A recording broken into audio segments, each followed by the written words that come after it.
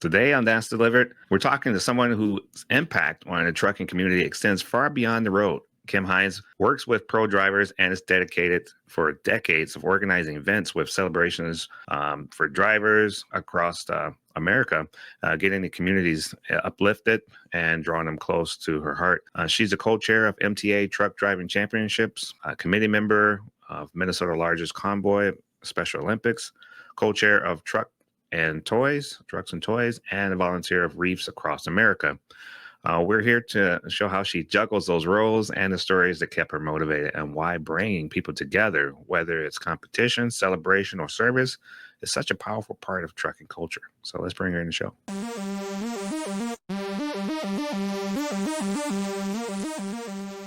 Hey, welcome to the show. How you doing today, Kim? I'm wonderful. How are you? I'm doing well, thank you. We got great weather out here, and we got a great show ahead of us. Looking forward to hearing more about you, and I'm sure our listeners are as well. So yeah, just tell us a little bit about your background, what got you involved in trucking, the trucking industry, and those events that have taken place over the decades. Sure. Well, I know there's a lot of people out there who are like, my dad was in it, my grandpa was in it, and they're my hero. And that kind of, grandpa was always my hero, but I actually ended up in trucking by accident. My aunt's sister was working at a place that was actually a union company, did food delivery, and right out of high school, I swooped into that position, and we did the 5-state area of fast food distribution. And those drivers, they worked their tails off, and to have the respect now that I didn't have back then for all the work those guys had to do. Went on a dare to Texas, lived in Minnesota in a small town out west my whole life, spun the globe and said no one is ever going to leave here, so I will, and ended up in Fort Worth with a 26-foot Penske truck full of my stuff, and called my grandma when I got my phone hooked up and said, hey, here's my new number. I moved and ended up getting my position with ProDrivers while I was in Texas. And so talked him into, after I was there for about 3 years, I talked him into opening an office in Minnesota so I could move home, and I'm still here today. That's amazing, man. So you make things happen. You network very well and put people together where they need to go. Has your role at ProDrivers shaped the way you approach events like trucking, rodeos, and charitable convoys? How has that been a factor? So ProDrivers is a very big conduit to a lot of community things. They have that ProDrivers has something within it called Providers. And so we actually ask all of our offices nationwide to be a part of the community. They actually give them time off to do, whether it be food banks, whether it be, certain things. And I guess I never used my time for that because almost everything that I put on is over the weekend, right? So I never even gave it a second thought. I was just like, yep, this is something I want to do.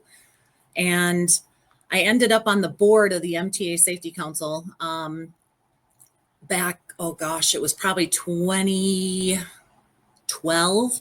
Yeah. And I sat on that board for a couple of years before I started raising my hand for certain events that the MTA had.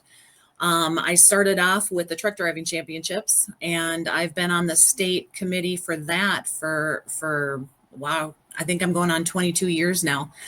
That is an event that's always been near and dear to my heart. And jokingly, I used to say that it's the most fun you can have sober, right? Because it's 16 hours and you start planning for this event in January. The event is used to be a 2-day event, and you spend 6 months getting that host location, revving up drivers, getting those safety directors to get those accident-free drivers to be a part of our competition.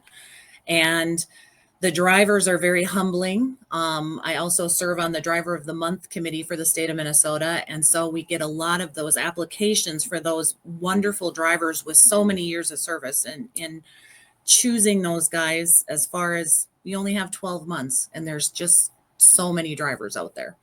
Wow. For the listeners out there that may not know what the Truck Driving Championship is all about and what makes it so important for Minnesota's trucking community. I know this year we get to be the host in the state of Minnesota. So maybe you could share a little light on that situation as well. Oh, sure. So in the truck driving championships, there are 9 classes that the drivers compete in. From it's step van, straight truck, 3-axle, 4-axle, 5-axle, sleeper, tankers, twins, um, and these guys and flatbed. Sorry, and these guys actually come to the event. They do a pre-trip test per se that they have to find 5 majors and 5 minor defects, and then there's a written test that's 40 questions. That's an 80 points part of their score. And then there's a driving competition that has 6 problems. Each problem is up to 50 points. So each of these classes of drivers, whoever takes first place in each of those classes for each state competition will go to nationals, wherever that may be. And this year, like you said, it's at the convention center in Minneapolis. Those guys compete against all other states putting drivers in. So I think we're close to 500 drivers that'll be here in the Minneapolis area. I believe it is the 19th, 20th through the 23rd. Yeah, And that's so awesome. all those, there's 2 courses running at the same time, and those drivers are all competing for first place for the ATA. Wow, man, that's amazing. All indoors too, right? All indoors. It's the first time I went to the Minneapolis, it was very strange seeing 2 courses going on at the same time inside. So, Wow, great thing to be a part of. Thanks for doing all that work you do there. Man, can you share a memorable moment from these championships that really stuck with you? I think one of it is we have a club here in Minnesota that I don't think any other state has, and it's called the Matrix. It's the Minnesota Association of Truck Rodeo Champions. So any driver that actually takes first place in the state of Minnesota has an opportunity to be a part of this club. And this particular club spent multiple years helping us set up the course and helping us, pick up equipment that's going to be utilized on the course.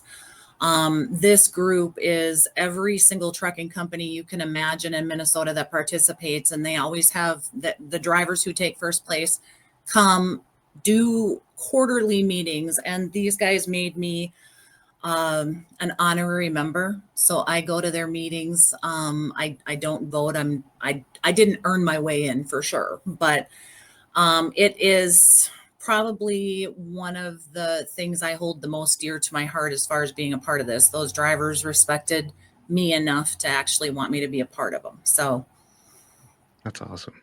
That's great. I'm glad you're a part of it too. Let's talk about trucks and toys. Uh, yeah.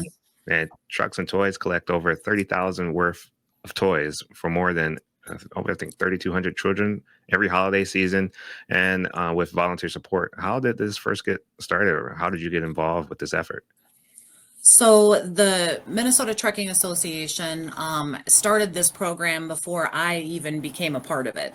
And they just had a couple of domestic violence shelters and a couple of churches that they were kind of having trucking companies set up boxes in their local area and having drivers or office people put a toy in, and then they would gather them up and then they would bring them to those charities.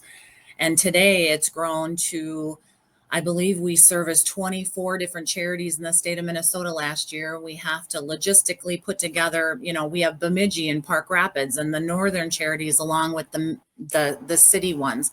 And we being on the Convoy and being in the truck driving championships, a lot of our industry people, our drivers, our companies all intertwine a little bit. And so being in the Convoy, I have a lady that works for the Metro Transit Police Department.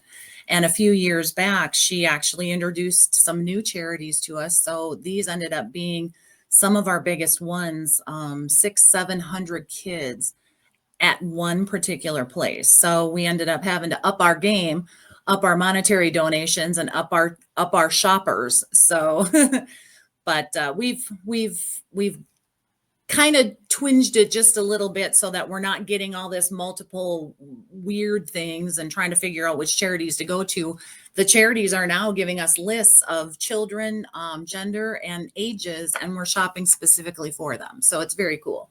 Wow, That's awesome. Hey, yeah, nothing like a gift that people can really associate with what they want versus all right, this is what's left. I got to take it. So Exactly. personal like that. Why do you think this event resonates so strongly with drivers year after year? I can tell you when I was a drop location prior to, being a co-chair of the event is the drivers that would bring us stuff have been in this situation. Their moms were in that situation. Their brothers or sisters went without certain things. And those were the people that sadly are the ones that open their hearts and their wallets whatever they need to do. It's because they've been there before. That's awesome. So, man, Minnesota, largest convoy for Special Olympics. Let's tell about that. How does it work? Why is it such a special event for both drivers and the athletes? So I got a friend of mine who used to work at Halver Lines actually got me into it. She's just like, come down, see what it's all about. And I think I'm going on my 10th year, but I've grown very close to the people who set it up, and they have a place up in kind of Columbus Forest Lake area that where Running Aces Casino is. And they have a giant dirt lot in the back that we haven't always been at. We used to start in Blaine, but they actually built a school in that parking lot, so we couldn't use it anymore. So we moved up to Running Aces, and what Kathy Karkula is the one who basically had this dream, this vision. And this year will be our 21st year.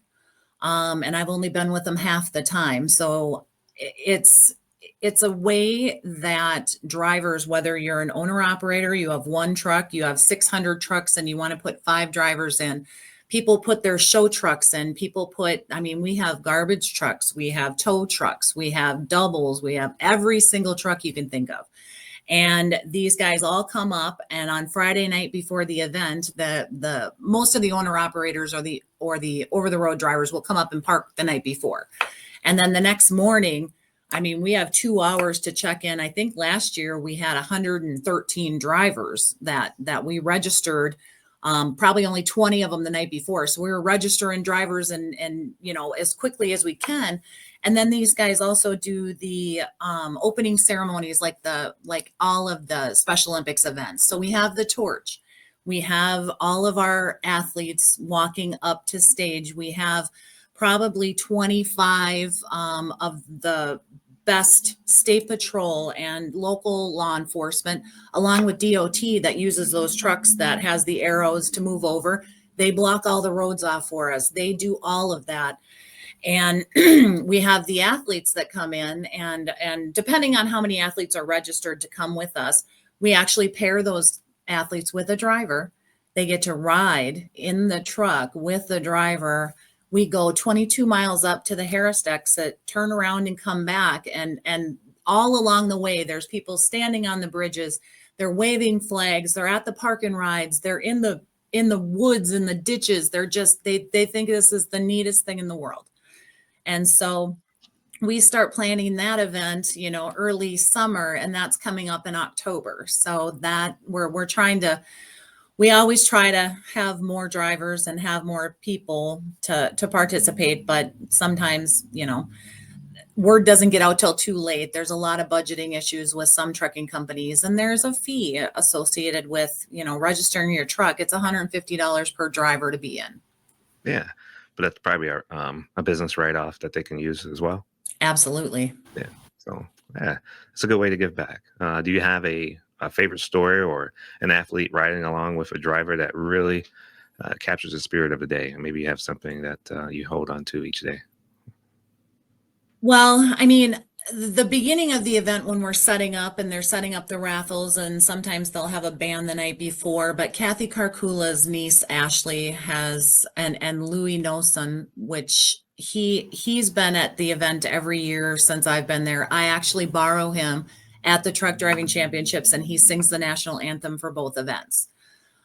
Those two are, I show up with a little gift for both of them every year, and they motivate me to be there, to just see all the faces of everybody who's there. And a lot of these guys always come back, but we had We had a couple years ago, we had a new athlete that showed up that I don't even know how he heard about it, but he goes by a nickname of Spider-Man, and he was telling us his backstory about being in an orphanage, and actually, I think it was Ukraine when he was a kid. He's probably 40s, maybe, but it I think they left him in a crib for like 2 years and never let him out, and he had some issues that pertained from that, and he's probably one of the most smiling, bubbly people you have ever met in your entire life. And last year, FedEx Freight put a couple drivers in for the first time, and he got to ride with one of our TDC guys that came to the convoy that year, and it was I mean the pictures that we took of just how big his smile was is why you do what you do. Yeah, that is beautiful. Great story. I mean, it's nothing like seeing their faces, when you have Mm, a hard day, those people are still out there too. And yeah. people like yourself that puts all of this together. I mean, let's talk about reefs across America. I mean, that's a big event as well. A lot of people partake in that. You've seen that, reefs across America, delivering reefs for honored veterans. How did you Yes. get involved in that program? Actually, one of my friends over at Cook Trucking, he did a lot of that put together initially, and I know there's a lot of drivers in Minnesota that also go to that. But the opening ceremony, when they're actually honoring each branch of the service and the stories that they're telling you from the backside, um, the way that they want you to say the name of the person that you're putting that wreath on their grave so that it's never forgotten is probably the thing that touched me the most, because there are some places in the cemetery where these guys passed away in the early 1900s or the 1930s, and maybe their family is gone now, and if we say their name out loud, that means they aren't forgotten. And that's kind of the gist of, I know they get national funding. I know each state's national cemetery has a certain amount of wreaths that you can put out, but we have a lot of Minnesota companies that actually bring those trailers to Fort Snelling. I got to share that with some of our ProDriver offices nationwide, and they're 90% of our offices are in locations where they actually do that. So we've been starting to send people from our company to other locations besides Minnesota. But I hear the Arlington one is amazing, but I've never been to it. Wow. Yeah, that's something to see. Man, so what is it like participating in the ceremony where the reefs and the grave sites for yourself personally? It's very it's humbling. Let's just say that I think a lot of people out there forget why we're free. And a lot of people in our national cemeteries maybe didn't pass away in action, but they're there and they earned it, and we need to respect everything that they did while they were in. It's there's some rules that go along with it that is explained to you during that opening ceremony. But in Minnesota, sadly, it's always like the second weekend in December where it's either 40 below zero and we're all freezing to death and trying to unload trucks and tromps through snow, and that's dedication, right? Yeah, it is big time. But you would be amazed at how many people are there. I mean, for not a lot of, they don't get a lot of publicity, let's say. They don't put their stuff on the radio. It's just on their site, and veterans are the ones that, a lot of drivers that used to be veterans also, or that are still veterans, are pushing that. And that's the neat part, is that kind of marries into truck driving as well. Well, yeah, that's it definitely connects. I mean, trucking, veterans, there's a lot of hardworking men out there that have put that time in, and then they're also still helping the country by logistically helping out in the trucking industry. So that's great. Definitely. Yes. So thanks for you explained that very well, and I hope get involved. So community impact, personal motivation for yourself. You're working with ProDrivers, so you see a lot of people. You're involved in so many different causes. How do you balance them all? Well, I always used to tell people, I said, I have, at some point I have to work for the company that pays me, right? But I've become a big part of the things that I have because logistically they work good. From January to June, we're planning the TDC and putting that off. And then once that's over, I start the convoy. And once that's over, I start trucks and toys. And once that's over, it's Reese. So it works out perfectly to where I'm not doing too many things at one time. But I work a lot better doing many things versus trying to finish one thing at a time, right? Um, but I think it's the support that my company gives me, such a lot of support for a lot of the things that I get to be a part of, that is something that I'm very thankful for. Yeah, I can definitely understand that. Being able to have this podcast and have you on, I'm thankful for them letting you do that as well, and also you taking the time to do that. I mean, I know you're busy, so yeah, you're juggling it all, and it goes to show that it pays off. So thank you. What's driving force that keeps you committed year after year? Let's say, here goes another year. What keeps you going? Exactly. I think because every year's different. I think in the TDC last year alone, we had 30 rookies, and those guys have never participated before. And those are the ones where you like to watch the veterans take them under their wing. Even though they're competing against each other, they're still trying to help them. Um, that's part of what brings us all to the industry and stays in the industry, is that we're not against or for certain companies, certain people, certain things, because we're all in it together. I think that seeing the camaraderie with all the veterans, whether it's the convoy, whether it's TDC, these guys, they show up every year. That's one time a year where you're going to see those people again. If you don't get to, keep in touch with them all year. So that's, I think, one thing is like, I can't wait to get to the convoy and see, so-and-so, or the TDC side, where I go through the registrations, with our committee, make sure that all those drivers are, capable of doing what they signed up for, that they have their time in, that they don't have preventable accidents and all that good stuff. And while we're going through those forms, it's like I get to see the names of those before we make the running order. I know who's coming, and it's like, oh, good, we get to see him again, or a rookie that was there last year. I'm so glad that they're coming back, because that means we did the right thing for them. Yeah, that's awesome. Behind the scenes, the joy that you get when you see people celebrate their victories, that's great. I like hearing that. So if you were to inspire more people to get involved in trucking related community service, what would you say to those individuals? Maybe a word of advice or something? I think part of it is just taking that first step, because I did what we call here a lunch and learn on the provider events that I'm a part of, kind of like with what I'm doing with you. And it sounds very overwhelming when you think about all this, but I didn't start them all the same year. I gradually went into those, but start as a volunteer. Go to your local or state event, see how it all runs without volunteering initially, see what it is, and then make that decision. But it's really hard to, if you don't know someone who's there, or you don't know, it's hard to take that first step. And I totally know that. Just remember that in events that you get to be a part of, there's a reason that you get to be a part of it, because you want to be. It's not, someone's not making you. Never do something that someone's making you do. Nice. Wow. Yeah, then it's not volunteering anymore. Then it's just another job. You're not, Wow. So yeah, volunteering is good. That's great advice.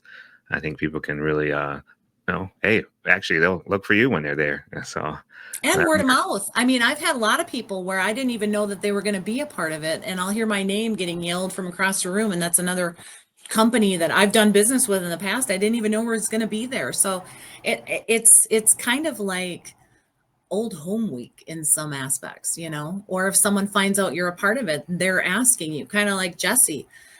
Jesse's like, let's do this. I'll stop by. Let me grab some stuff. I'll knock on some doors. Let's get some more participation this year. I didn't ask him to do that. He just said, can I? And absolutely, you can, you know, that's what you want. Those are the people that you want to be involved in your stuff. Yeah, Jesse Heron does a great job with that. I mean, I was honored to have him on as a podcast, and also him telling about ProDrivers and the efforts that you guys do there. ProDrivers, how do they make it all happen too? Let's tell a little bit about ProDrivers and their mission. What is that for? What if people never heard of ProDrivers? Yeah, so what we do is we actually DOT qualify drivers with experience, and we take them under our wing here after they've got their 1 year in of Class A or Class B. We take care of everything on the backside for the driver. So we handle, you know, their unemployment, their benefits, all their taxes. They're considered company drivers. They're not 1099. And then we have a lot of carriers in different parts of the country that utilize our drivers on a full-time and part-time basis. So these drivers have a non-forced dispatch here. We throw, you know, a few open positions at them. They get to choose what they want, and we take care of the rest. So it is it's a nice concept. For some companies just come to us and say, you know what, you find us 2 drivers. This is the position. We do the recruiting. We weed through the drivers that may or may not fit. We take care of all that on the backside. And so kind of some drivers will say it's kind of a headhunting, but it's not, because I have drivers who worked for me for 20 years in Minnesota, and they're still here with me today, working for the same carrier they started at, you know. So some people want to keep you on our payroll forever, and some drivers use that as a stepping stone to get hired in a carrier that they may not have been able to find on their own. Very, very cool concept. It is great, and then you guys are all over the country. Yes. Yeah. So how about that? That's a great service. You're doing great things over there, and like I said, I really appreciate you coming on the show. It's clear that what brings people together is the ways to celebrate trucking, and also the professionalism that comes along with it, being able to give back to those who need it most. So I really appreciate you talking about those things and helping other people to step out of their boundaries and their comfort zone to try a little something here or there. Volunteer if you can. So it's a skill level competition, holiday toy drive, Special Olympics convoy, or honoring the veterans. All of those are great things to be a part of. So thank you so much.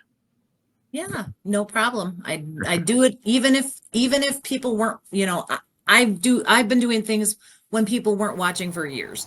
And so it's just kind of coming to the surface now with when you look at all the things that you're doing, and it's like, wow, that is a lot, but it's worth every second. So I appreciate it. Nice. That's great.